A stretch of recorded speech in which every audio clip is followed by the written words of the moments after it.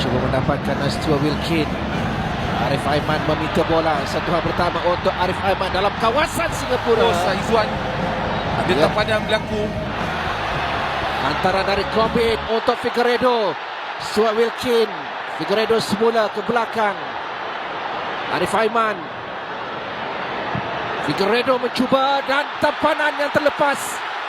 Tetapi Wilkin Figueiredo berseorangan. Hantaran dilakukan. Tandukan dari Irfan. Tak pergi jauh untuk Singapura keluar. Dionkus. Masih lagi Dionkus mengawal. Joao Figueiredo sampai untuk Corbin. Kembali semula untuk Figueiredo. Masih lagi Figueiredo. Dionkus. Satu set yang dilakukan kepada Nazmi. Tetapi Stuart Wilkin bijak melepaskannya untuk Hendrik. Kembali semula kepada Wilkin. Dan Stuart Wilkin!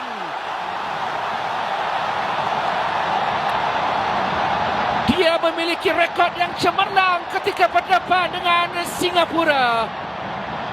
Kini sekali lagi sentuhannya meletakkan Malaysia untuk berada di depan.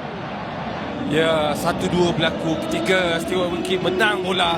Setting pada Hendrik, hantar balik kepada Stuart Wilkin untuk melakukan larian terus ke hadapan.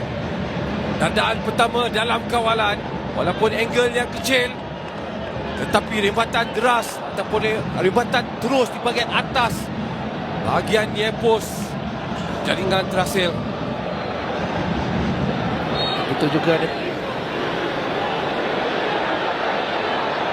Sokoyong. Percubaan yang pertama dari Singapura ke arah pintu gol Malaysia. Di kawasan yang agak sempit, celah pemain.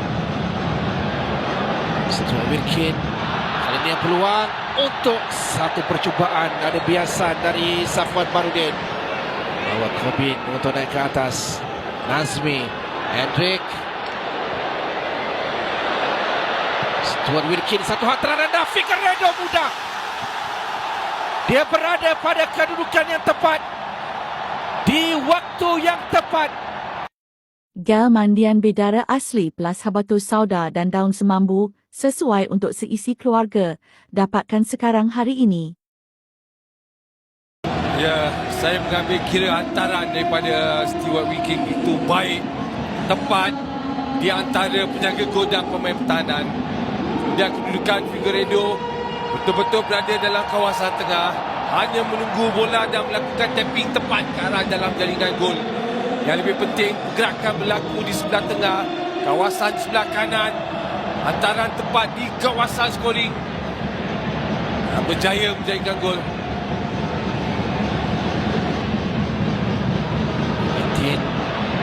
Rancang larinya dengan baik. Figueiredo di tengah menanti, tetapi hantaran itu tak sampai dan kini Arif Aiman. Figueiredo terlepas. Hanya melintasi di situ. Kanan masih lagi diberikan untuk Singapura. Oh, cantik. Cantik jaringan itu dari Ilhan Fandi. Sama sekali tak dijangka oleh Haziq Nazri. Dia memberikan impak segera dengan kemasukannya. Dari Safawi. Dan tiupan whistle menamakan aksi di Stadium Nasional dengan kemenangan buat Malaysia. Bagi Peter Klamowski meneruskan rekod permulaan yang baik selaku pengendali Harimau Melaya, mengekalkan rekod tanpa kalah dalam 4 aksi. Jadi keputusan muktamad, Malaysia 2, Singapura 1.